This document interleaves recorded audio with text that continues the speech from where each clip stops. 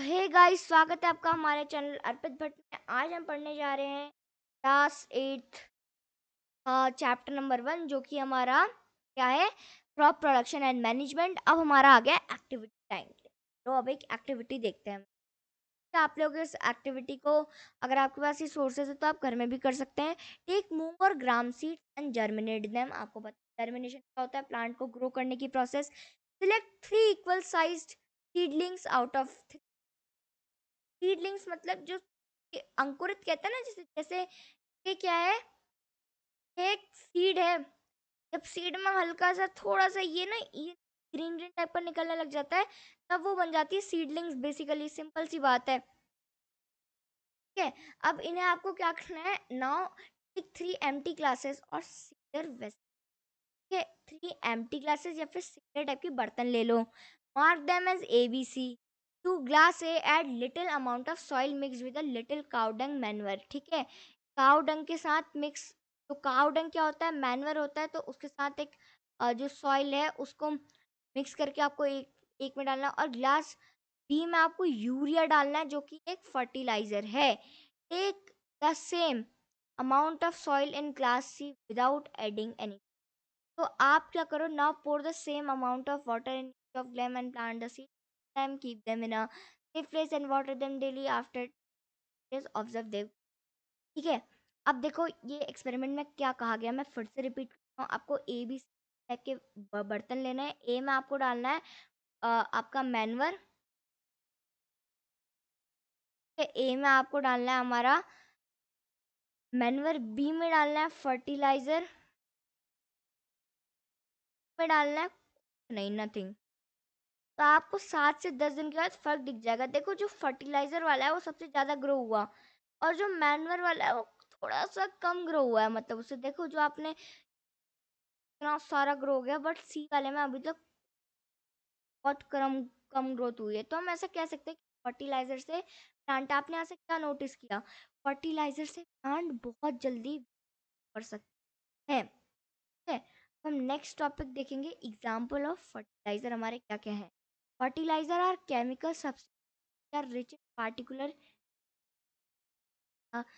Substances, जो कि एक कोई पार्टिकल, जैसे एक कोई पार्टिकुलर न्यूट्रिएंट में नाइट्रोजन में रिच होता है, कोई आपका फॉस्फोरस में रिच होता है, कोई आपका पोटेशियम में रिच होता है। ठीक है, ये तो ऐसे ही देखो क्या होता है। यहाँ पे एग्जाम्पल दिए फर्टिलाइजर के, क्या क्या है, urea, ammonium sulphate, super phosphate, potash, और एक एनपीके ग्रुप मैंने आपको बताया था, नाइट्रोजन, फॉस्फोरस और पोटेशियम आ जाते हैं। अब हम पढ़ेंगे what is irrigation. The process of supplying water to the crop plants is known as irrigation. Simple सी बात है, जब हम क्रॉप को पानी देते हैं उस प्रोसेस को, दैट्स इट। और कुछ है। अब देखो क्या तो हमारे modern method of irrigation helps us to water economically. Economically का मतलब यहाँ पे है मैं बहुत ज़्यादा प्रोड्यूस करना। देखो हम पढ़ेंगे इसमें, सबसे पहला हमारा स्प्रिंकलर सिस्टम। स्प्रिंकलर सिस्टम क्या होता है, द सिस्टम और used on the uneven lands, यानी कि पहाड़ों की बात हो रही है, देयर सफिशिएंट वाटर नहीं है जहाँ पे। द परपेंडिकुलर पाइप, परपेंडिकुलर मतलब इस टाइप के पाइप होंगे ये। ठीक है, द परपेंडिकुलर पाइप यानी कि सॉरी, ऐसे सीधे पाइप होंगे, they are joint to the main pipeline at regular intervals. और इनके ऊपर क्या होगा ना, एक नोजल टाइप की लगी होगी। ठीक है, with the help of a fan it escape the rotating. और ये नोजल जो होती है, यहाँ पे छेद होते हैं और ये नोजल रोटेट करती रहती हैं, तो पूरा ऐसे ऐसे जब करके पूरी क्रॉप में ये लोग पानी दे देते हैं। Sir is very useful for Sandy soil वाले जहाँ पे एरियाज हैं, वहाँ पे हम बहुत यूज आता है। ठीक है, और ये ऐसे पानी देता है जैसे बारिश हो रही हो। दूसरा सिस्टम है हमारा drip system. System the water falls drop by drop just as the spring position of the roots. लिए जो हमने क्लास 7th में पढ़ा था, देखो अगर यहाँ पे एक सीड का प्लांट यहाँ पे ग्रो कर रहे हैं, जैसे यहाँ पे एक प्लांट है, यहाँ पे एक है, जो ये ड्रिप सिस्टम क्या करेगा, ड्रॉप बाय ड्रॉप एकदम ड्रिप ड्रिप करके, तो नाम ही बोल रहा है, वो यहाँ पे पानी को दे देगा। That's it. और यहाँ पे पानी बिल्कुल वेस्ट नहीं होगा। और ये वहाँ पे एक बूंद का मतलब होता है ना, एक जैसे चमत्कार टाइप, वरदान, हाँ वरदान कह सकते हैं। बूंद in regions where availability of water is poor, जहाँ पे वाटर नहीं है। अब हम देखेंगे weed removal and crop protection. When the crop when the crop plants are in the stage of growing, some unwanted grass grow with them. These are known as weeds. सबसे पहले हम देखेंगे weeds, जानना तो पड़ता है भला ये, ठीक है। तो weed होती हैं जब हम क्रॉप ग्रो कर रहे होते हैं, तो उनके साथ unwanted घास उग जाती है, उसे हम कह देते हैं। सिंपल बात है भैया, process of removing weed is called weeding. बहुत सिंपल है। तो उन वीड को निकालने की प्रोसेस को है for weeding. Sides are also added to the crop plant. Weedicides होती हैं, कीटनाशक कहते हैं ना, एक शब्द सुना होगा आप लोगों ने, कीटनाशक, मतलब जो कि ऑर्गेनिज्म, जो कि अनवांटेड हार्मफुल माइक्रो ऑर्गेनिज्म है, उनको मार देती है। वो सॉरी, हाँ, पेस्टिसाइड्स वो होते हैं जो कि ऐसी वीड को ग्रो ही नहीं करने देती। Also when the crop grows there is a chance that they will be affected by the affected by the microorganism, so some insecticide, yes, so some insecticides और pesticides को ऐड किया जाता है, जो कि हमारे उन माइक्रो ऑर्गेनिज्म को एलिमिनेट कर देते हैं, उन्हें मार देते हैं, ठीक है, which is known as crop protection. So the addition of insecticides slash pesticides to the crop to protect them from harmful microorganisms is known as crop protection, and the removal of weed is known as weeding. And the weeds are some unwanted plants that grow with the crop plant। यहाँ से हमने यही सीखा। And then हमारा harvesting. When a crop is matured and ready to cut, we cut the crop by different machines. This is referred to as harvesting, ठीक है। इसी को हम क्या कहते हैं, हार्वेस्टिंग कहते हैं। Harvesting in our country is either done by manually by sickle और by a machine called harvester. एक मशीन जिसको हम कहते हैं सिकल, दराती एक शब्द सुना होगा आपने, वही सिकल होता है, और by a machine called harvester की मदद से भी किया जाता है। In the harvested crop the grain seeds need to be separated from the chaff. Chaff मतलब जैसा ये ग्रेन सीड है ना, इसके बाहर की कवरिंग या फिर जो लाइट मटेरियल, उसको चाफ कहते हैं। This process is called threshing. Chaff का मतलब होता है जो आपका ये नीचे की स्टिक होती है ना, इसको हम कहते हैं chaff. This process is called threshing, और इस प्रोसेस को हम कह देते हैं थ्रेशिंग, भैया हम थ्रेशिंग कर रहे हैं। This is carried out with the help of a machine called combine, which is in fact a combined harvester and thresher। देखो ये है एक टाइप की कंबाइन है, यहाँ पे ये दिखा रखी है, ये देखो ये है कंबाइन, ठीक है। और ये कंबाइन में देखो यहाँ से क्या हो रहा है, यहाँ से क्रॉप काटता जा रहा है, काटता जा रहा है।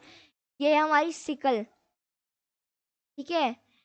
और ये हमारे क्या है कि ये हमारी कंबाइन है, ये हार्वेस्टर हुआ और ये हमारी कंबाइन हो गई, ठीक है। कंबाइन में क्या हो रहा है, अब ध्यान से यहाँ पे देखना, यहाँ से जो ग्रेन है वो सेपरेट यहाँ से बाहर निकल रहा है, जो भूसा कहते हैं ना जिसे, तो अनवांटेड चैफ है वो यहाँ से बाहर निकल रहा है, और यहाँ पे भी वही सेम काम हो रहा है। विनोइंग क्या होती है, it is a process in which grain is separated from the husk, as you have read in class 6। नहीं करूँगा बिकॉज मैंने क्लास 6 में पढ़ा है। इसमें हम विंड की मदद से जो ग्रेन होता है उसको हस्क से सेपरेट कर देते हैं। हस्क मतलब जो ये ग्रेन है, जैसे इसके बाहर एक पतली सी लाइटर वेट की कवरिंग होती है जिसको हम कहते हैं हस्क। जब बहुत तेज हवा, जैसे मान लो यहाँ पे टेबल फैन लगा रखा है, और तो उससे यहाँ पे जब विंड जाएगी तो ये हस्क से सेपरेट हो जाता है, and that is called winnowing. And अब हम लास्ट टॉपिक पढ़ेंगे हमारा, जो कि है storage. Storage of produce is an important task. देखो आपने हार्वेस्ट कर लिया, क्रॉप उगा ली, सब कुछ किया, तो आपको उसको स्टोर भी तो करना पड़ेगा, कि बिना स्टोर किए क्रॉप यूजलेस हो गए ना, क्योंकि तो storage of produce is an important task. If the crop grains are to be kept for longer time, they should be safe and from moisture, insect, rats and microorganism. उनको safe रखना पड़ेगा इन सारी चीज़ों से। और जो फ्रेश क्रॉप होती है ना, उसमें मॉइस्चर भी होता है, जो अभी भी जैसे कटी क्रॉप है उसमें मॉइस्चर भी होगा। If freshly harvested grains are stored without drying, अगर उनको बिना ड्राई किए सुखा दिया गया, सबसे पहला तो अटैक हो जाएंगे माइक्रो ऑर्गेनिज्म से, losing their germination capacity and spoiled, खराब हो जाएगी crop. Hence before storing them we need to properly dry the crop in the sun। ठीक है, और ये क्या करता है, ये प्रिवेंट करता है attack of insect, paste, bacteria and fungi के अटैक से आपके जो क्रॉप्स हैं उनको प्रिवेंट करता है। ठीक है, जैसे मान लो अगर क्रॉप को आपने यहाँ पे पानी है ना, यहाँ पे जो हमारे माइक्रो ऑर्गेनिज्म है, या माइक्रो ऑर्गेनिज्म जो है हमारे, वो सीधे इसके ऊपर अटैक कर देंगे। तो धूप में सुखाना उसको उससे बचाता है। Farmer store grain in jute bag और मेटालिक बिन्स। आपके घर में ऐसे डिब्बे टाइप के होंगे, बहुत आजकल तो बहुत कम हो गया है। ठीक है, तो इसमें क्या होता है, इसमें जो होता है ना ग्रेन्स को स्टोर किया जाता है। ठीक है, और लार्ज जूट बैग्स में भी किया जाता है। और हाउएवर लार्ज स्केल स्टोरेज, जहाँ पे बहुत ही ज़्यादा लार्ज स्केल में हो जाएगा, वहाँ पे कैसे होगा, ग्रैनरीज बनी होंगी। ठीक है, बड़ी बड़ी, इतने बड़े बड़े वो इस टाइप के होंगे, वहाँ पे आपकी क्रॉप को स्टोर किया जाएगा। ठीक है, और वहाँ पे उन्हें पेस्ट जैसे हो गया, रैट्स हो गया, इंसेक्ट हो गया, इससे भी बचाया जाएगा। और dried neem leaves are use for storing food grains at home. के पत्ते होते हैं ना, उनको भी हम प्लांट के ऊपर रख देते हैं कई बार। क्रॉप होती है या फिर जो और कोई पौधा है वो भी खराब नहीं होगा। For large quantities of grains in big godown, specific chemical treatments भी किए जाते हैं, जो कि उन्हें पेस्ट और माइक्रो ऑर्गेनिज्म से बचा के रखें। And then last topic, animal husbandry. बहुत सिंपल सा टॉपिक है कि तो मैं आपको बहुत शॉर्ट में एक्सप्लेन कर देता हूँ, बिकॉज उतना कुछ है भी नहीं। Many people living in the coastal areas consume fish as a major part of their diet।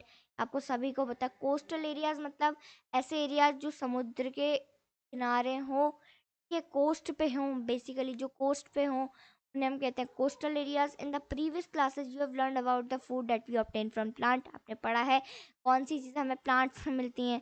We have just seen that the process of crop production involves a number of steps like selection of seed, growing, etc. Similarly, animals reared at home or in farms have to be provided with proper food, okay, shelter and care. When this is done on a large scale, it is called animal husbandry। जब हम animals को ना rear करते हैं, rearing क्या होती है हमें पता है, रियरिंग होती है taking care of animal from for our benefit. जब हम उनको रियर करते हैं बहुत लार्ज स्केल पे, उनसे प्रोडक्ट ऑब्टेन करने के लिए, जैसे उनसे मीट ऑब्टेन करने के लिए, मिल्क ऑब्टेन करने के लिए, है ना, तो इसको हम कह देते हैं सिंपली एनिमल हस्बेंड्री। ठीक है, एनिमल हस्बेंड्री बस यही थी। और चैप्टर के लास्ट में मैं आपको एक इंटरेस्टिंग फैक्ट बताऊंगा। फैक्ट ये है कि जो सीड्स होते हैं ना, जो खराब हो जाते हैं, that are defected, will always float on water. ठीक है, वो सीड क्या करेंगे, पानी के ऊपर ऐसे फ्लोट करते रहेंगे, लेकिन जो अच्छे सीड्स होंगे वो नीचे सिंक कर जाएंगे। तो दैट्स ऑल फॉर चैप्टर। अगर आपको मेरी लगी हो तो प्लीज चैनल को लाइक करो। Thanks for watching.